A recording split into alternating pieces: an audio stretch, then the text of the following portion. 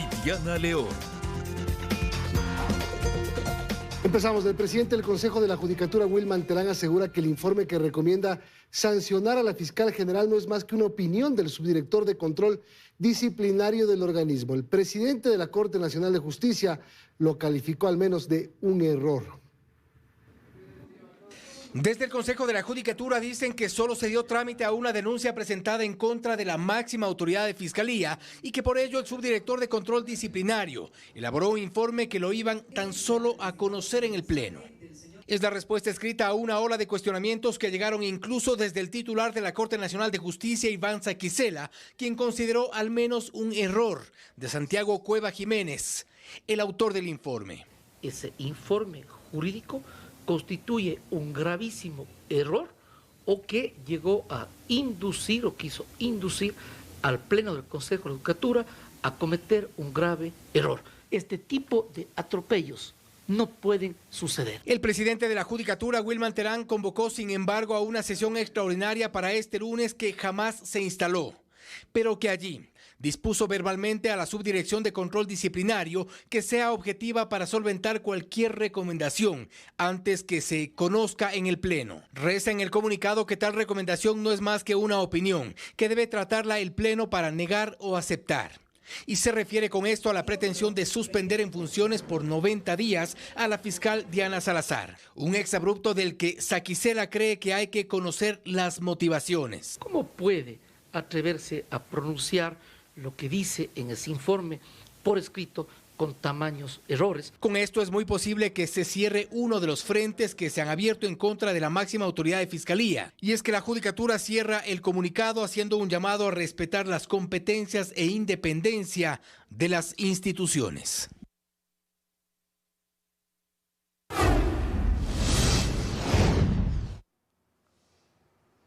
Y nada, está dicho al interior del movimiento Pachacutic de cara a las próximas elecciones. La subcoordinación del movimiento asegura que no aceptará las condiciones que puso Leonidas Issa para correr por la presidencia. Es oficial. Pedro Freile, quien desistió a una posible precandidatura, apunta a la vicepresidencia, acompañando al empresario Jan Topic. Y Pedro es un perito, un experto en toda la parte petrolera. Tema 1. Tema 2, impoluto, incorruptible. Necesitas personas con quien puedas confiar. En tanto que el también empresario y exdirigente deportivo Eduardo Maruri reaparece en la escena política. Quiero agradecer a las agrupaciones políticas que han pensado que yo soy la persona adecuada para liderar esta transición. Él sería la carta del movimiento Centro Democrático a la presidencia de la República. En Pachacutic aún nada está dicho. Cecilia Velázquez, subcoordinadora del movimiento, adelanta que no aceptarán las condiciones que puso Leonidas Issa para correr por la presidencia. Issa pidió que se reconozca a Guillermo Churuchumbi como coordinador del movimiento político. No pueden existir condiciones para entrar a ser o no candidatos del movimiento Pachacutic. El compañero Marlon Santi es el coordinador del movimiento. Mientras no haya un reemplazo con el debido proceso y en términos jurídicos y transparentes, él seguirá siendo el coordinador. También pidió la expulsión de exlegisladores como Mario Ruiz. El problema es que aquí, a cuenta de que efectivamente nadie niega que el Pachacutic nace de las luchas sociales, especialmente de la lucha de la CONAIE, se quiere desde allí imponer qué se hace, qué se dice, qué no se hace en el Pachacutic. Pachacutic no descarta incluso ir en alianza con otra agrupación política. No se descarta ninguna posibilidad de una alianza. Eso lo definirá justamente el Consejo Político Nacional. Pero el tema está por verse. Mientras, continúan también los diálogos al interior de la izquierda democrática. Este jueves podrían haber definiciones. Por lo pronto se cuentan ya 10 precandidaturas a la presidencia para los comicios de agosto próximo. El movimiento Creo realizará sus primarias el 6 de junio. Por ahora insisten en que su prioridad es que el presidente Lasso busque la reelección y dicen que al menos 10 ex asambleístas estarán nuevamente en las listas.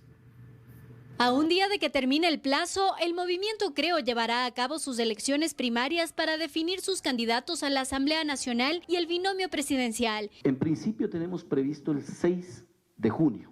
aquí en la ciudad de Quito. Será una gran asamblea. Por ahora dicen que irán con candidatos propios en todas las provincias. Nosotros presentaremos 35 jurisdicciones llenas de postulantes con equidad de género, con participación de lideresas de primer nivel, profesionales, mujeres que formarán parte de este proceso en todos los distritos, las 24 provincias, los 3 distritos a nivel internacional. Bernal sostiene que darán prioridad para encabezar las listas a los exasambleístas que conformaron la bancada del Acuerdo Nacional. La prelación que hemos acordado conjuntamente con el señor presidente es que efectivamente exasambleístas que formaron parte de la bancada de Acuerdo Nacional, el BAN, son la prioridad, sí. Sin embargo, no más allá de 10 de aquellos formarán parte de estas listas. Sin embargo, hay varios asambleístas que han integrado o han formado parte de la bancada de gobierno que no correrán para la reelección, no al menos en este periodo. Yo soy una de ellas, he decidido no formar parte de las listas de asambleístas en este proceso. Recordemos que dentro de un año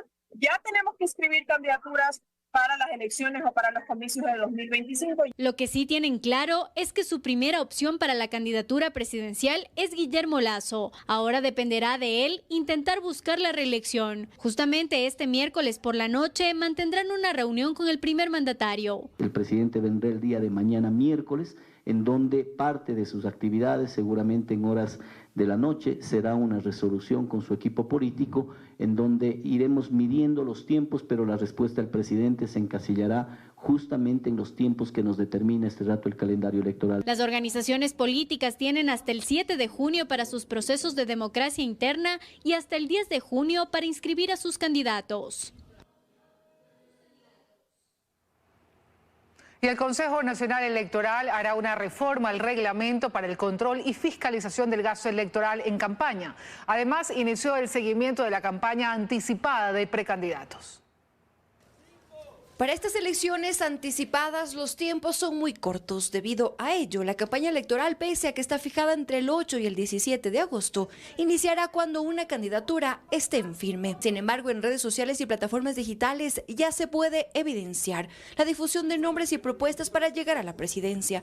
Esto constituye una infracción que podría terminar en sanciones, recuerda Simón Jaramillo, vicepresidente de la Corporación Participación Ciudadana. La campaña por fuera de los medios de comunicación, la promoción, la publicidad electoral, que son aquellos actos en los cuales los candidatos dan a conocer sus tesis, sus propuestas, los recorridos, los meetings. Esto tiene un límite de gasto, tiene restricciones en cuanto al aportante, no cualquiera puede aportar en una campaña. El Código de la Democracia reconoce a la campaña electoral anticipada como una infracción electoral y el artículo 279 de esa misma norma establece sanciones. Son multas que van entre los 11 y 20 salarios básicos unificados, es decir, entre $4.950 y $9.000. En el caso de los gastos de campaña, la ley establece que el pautaje en medios es exclusivamente a través del sistema de francas y ahí hay sanciones muy fuertes, incluso para el medio de comunicación que reciba propaganda por fuera de las francas. El Consejo Nacional Electoral desde ya hace monitoreo de medios. Sin embargo, para dar seguimiento a este incumplimiento, está previsto que el Pleno apruebe una reforma al reglamento para el control y fiscalización del gasto electoral. Esto sucederá en esta misma semana. Pero claro, a pesar de que las redes sociales no están regladas, en estas se pueden cometer infracciones. Y además el Tribunal Contencioso Electoral ha sancionado ya temas de violencia política y de género en redes sociales. Una vez que empiece la campaña, el CNE está obligado a dar seguimiento a la publicidad, que además solo se puede pautar mediante dicho organismo, y que ésta no vulnere derechos, no use a menores de edad, entre otros parámetros. La Delegación Provincial Electoral del Guayas ultima detalles para las elecciones de agosto. Actualmente está al tanto de los procesos de democracia interna que realizan las organizaciones políticas y trabaja en la logística que se implementará. Según el calendario electoral, hasta el próximo 7 de junio, las organizaciones políticas podrán realizar este proceso en el que internamente escogen a los candidatos que inscribirán ante el CNE. Un proceso que inició el pasado 25 de mayo y que se debe realizar ante la mirada del ente electoral. Hemos recibido solicitudes, digamos, a nivel provincial pero algunas han sido canceladas. El director de la Delegación Provincial Electoral del Guayas, Wilson Hinojosa, detalla que paralelo a este proceso trabajan en la logística, como la contratación de personal, por ejemplo. Alrededor de 6.000 a 7.000 personas es lo que se necesita en este proceso electoral. La autoridad hizo un llamado a las organizaciones políticas a presentar de manera oportuna a sus candidatos, pues en estas elecciones extraordinarias el tiempo apremia.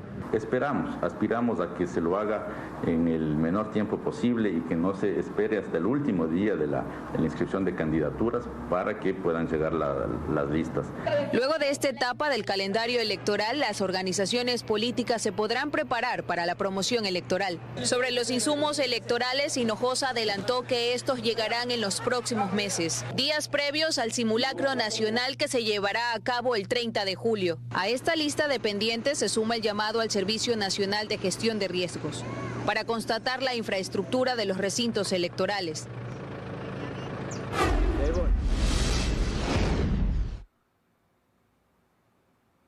Hoy se realizó en Brasil la cumbre de presidentes de América del Sur. Los mandatarios hablaron sobre la integración regional, sobre lo cual el mandatario ecuatoriano Guillermo Lasso destacó otros desafíos que requieren de respuestas coordinadas. En la foto oficial de presidentes de la Cumbre de Países de América del Sur no se evidencian las discrepancias que hubo con el mandatario venezolano Nicolás Maduro, quien durante este retrato se ubicó junto con los mandatarios de Surinam y Guyana al extremo izquierdo, como se dibuja todavía también la región. Y es que sin agenda oficial, la Cumbre de Presidentes de Países de América del Sur tuvo como eje central nuevamente la integración sudamericana. Y fue el mandatario brasileño que impidió dejar de lado las diferencias ideológicas y centrarse en recrear la UNASUR, algo que no todos apoyaron. Mientras estemos desunidos, no haremos de América del Sur un continente desarrollado en todo su potencial. La integración debe ser el objetivo permanente de todos nosotros. Creo que debemos parar esa tendencia a la creación de organizaciones. Vayamos a las acciones.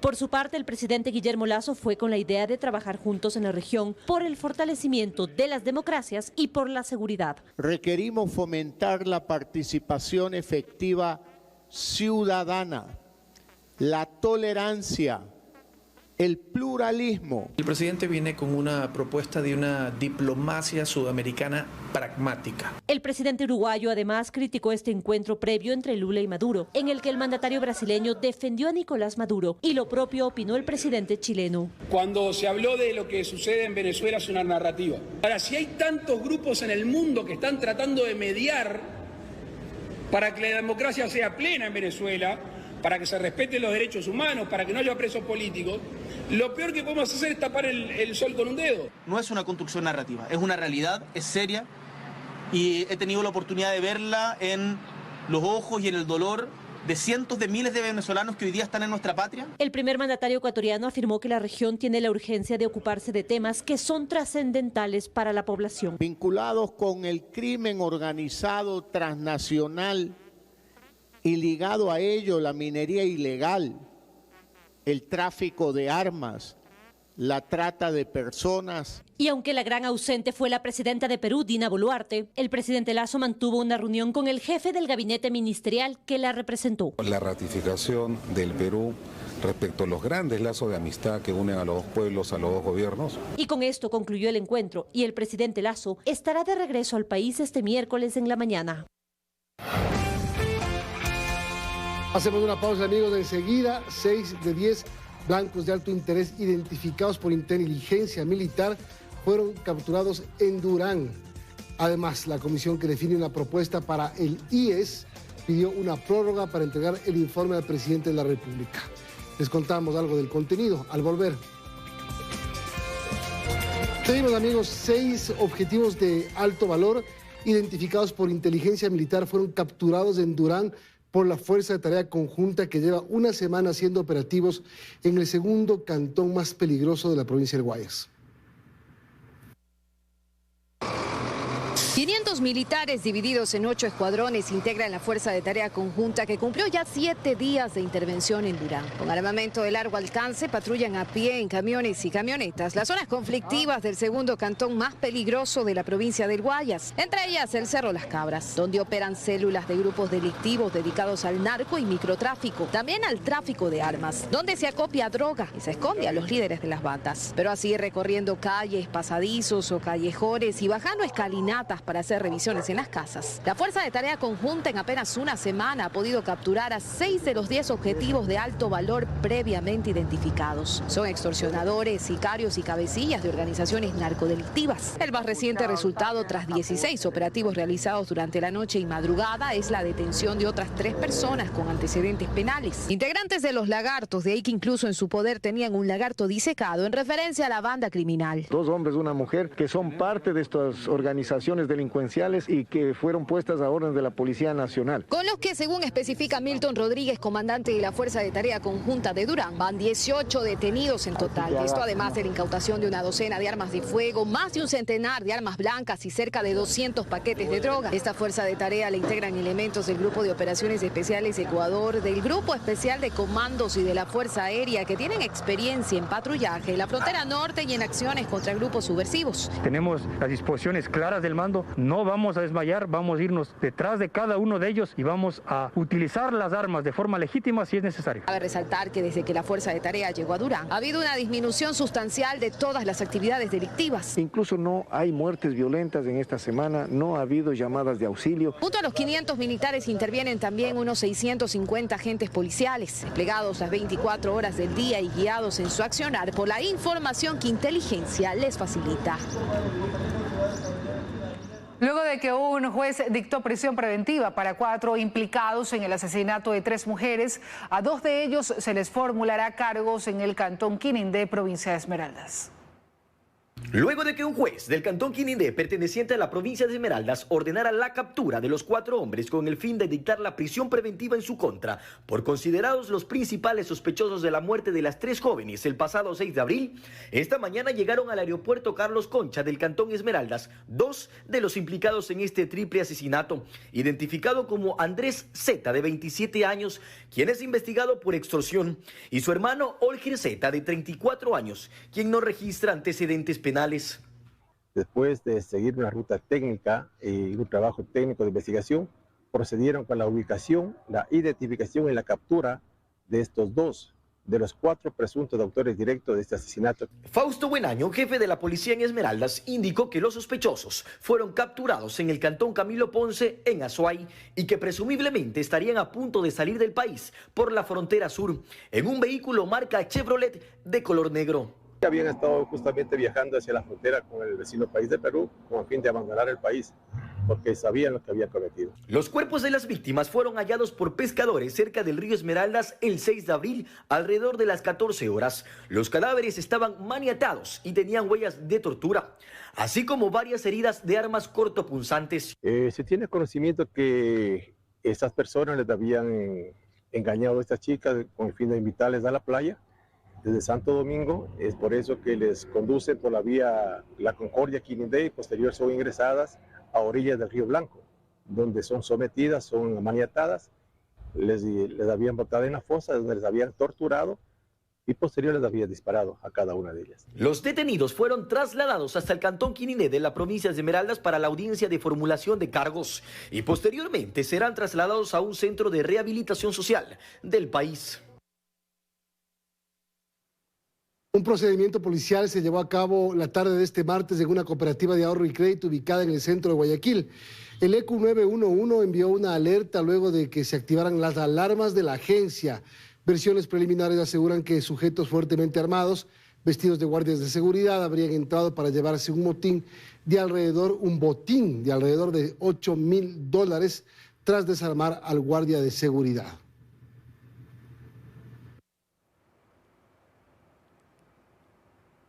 El contrato con el que se intenta dotar de 150.000 chalecos antibalas a la Policía Nacional está en lista de espera, al igual que el millonario cargamento de municiones con el que las autoridades anunciaron que iban a reforzar el entrenamiento de las tropas.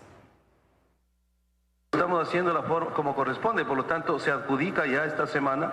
Si bien las autoridades estimaron que durante las primeras semanas de mayo se lograría efectuar la compra para dotar de la indumentaria a los agentes policiales, el proceso aún debe esperar un poco más. Según el Sistema Nacional de Contratación Pública, el proceso se encuentra actualmente en la etapa de convalidación de errores. Esto desde el pasado 28 de abril, luego de haberse analizado una docena de ofertas, de las que 3 tienen errores o imprecisiones. Pero hay procesos que tienen que cumplir muchísimos requisitos por parte de la contratación pública. A este proceso se suman los 180 días plazo que tendrá el oferente ganador para entregar la indumentaria, la misma que empezará a fabricar luego de la firma del contrato. Los elementos que necesita la Policía y Fuerzas Armadas no es que están en el mercado. Por ejemplo, no es que una empresa tiene 60.000 chalecos en la vitrina. En esta lista de espera se encuentran 24 millones de municiones, que según el ministro del Interior, Juan Zapata, iban a llegar al país en una primera entrega el pasado 8 de mayo. Están embarcando las municiones, obviamente vienen vía marítima y están llegando acá al Ecuador máximo el 8 de mayo. Llegan 14 millones de los 24 que nosotros compramos. Estas aún no llegan. Y a decir del equipo de comunicación de la Policía Nacional, la empresa proveedora de las municiones aún tiene trámites pendientes. Es así como se extienden los plazos y las filas policiales siguen a la espera para poder equiparse. El gobierno busca tomar nuevamente el poder de las cárceles para debilitar a las organizaciones delictivas que planifican ejecutar hechos violentos en el país. Recuperar el poder del sistema penitenciario y debilitar del todo a las bandas criminales que operan dentro de él es el principal objetivo del gobierno en estos pocos meses que le queda de gestión. El control total de las cárceles, el sentar las bases para que el sistema funcione, el conformar el Consejo de Política Criminal, el luchar con la delincuencia, con el crimen organizado, con el terrorismo. Con esto, según el secretario de Seguridad, se podrá reducir los índices delincuenciales en el país y frenar definitivamente la violencia, ya que la mayoría de hechos se planifican dentro de las cárceles. Fundamentalmente lo que estamos con inteligencia es buscando las cabezas de estos grupos criminales. Porque si podemos capturar a los grupos criminales, estamos desestructurando toda una organización. Hizo un llamado también a las empresas públicas, privadas y a toda la ciudadanía para que aporten con ideas y propuestas para continuar con la creación del sistema integral de seguridad. La responsabilidad de la seguridad, todos tenemos que colaborar.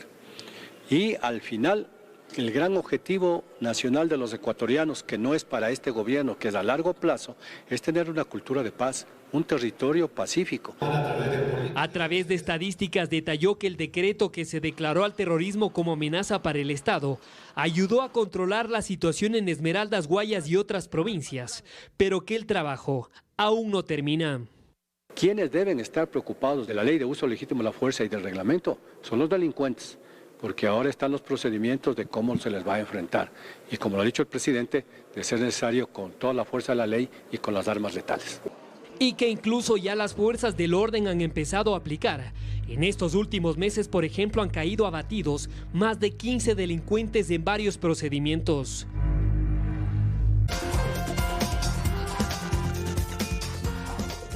La comisión que formó el gobierno para que elabore las reformas legales que permitan dar sostenibilidad financiera al sistema de pensiones del IES todavía no entregará su informe. Por lo pronto, entre las recomendaciones no está aumentar la edad de jubilación ni la privatización del IES. La comisión creada por el gobierno para que elabore las reformas legales que permitan la sostenibilidad financiera del sistema de pensiones del IES debía entregar su informe el 10 de mayo, pero solicitaron una prórroga al gobierno para hacerlo en las próximas semanas. Vamos a proponer un modelo técnico y unas reformas normativas para evitar este riesgo tan grande de caer en el precipicio. Aunque Hidalgo dijo que todavía no se pueden detallar las reformas que propondrán, sí dejó claro que entre las recomendaciones no están aumentar la edad de jubilación ni tampoco privatizar el sistema de pensiones. Es sugerir el ajuste de algunos parámetros para eliminar distorsiones, pensar en algún sistema para promover el ahorro adicional, por ejemplo, para fortalecer el sistema de cesantía de una manera individual y optativa. Al momento hay cerca de 675.000 jubilados. Cada año a ese número se añade un 9%, pero los aportantes solo crecen en apenas un 2%, por lo que hay una brecha que se debe cubrir.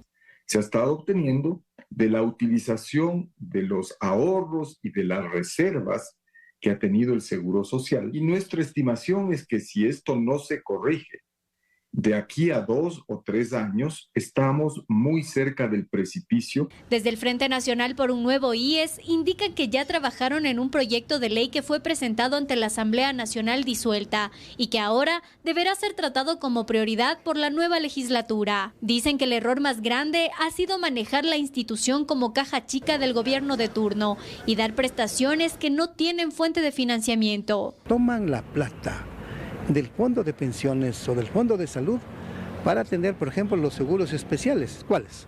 El seguro social campesino, el trabajo del hogar no remunerado. Lo que todos reconocen es que la seguridad social está en emergencia y si el nuevo gobierno no la trata con prontitud, podría estallarle en las manos. Concejales metropolitanos de Quito aseguran que se solicitará la creación de una comisión para que fiscalice lo actuado por la administración anterior sobre el metro de Quito. Esto mientras respaldan la decisión del alcalde de suspender la operación hasta diciembre. La decisión de mantener cerrado al público el metro de Quito hasta diciembre fue una medida que tomó por sorpresa a los capitalinos. Sin embargo, miembros del Consejo Metropolitano respaldan la decisión del alcalde Pavel Muñoz. Si tenemos que ir lento pero seguro, es mejor, me parece conveniente.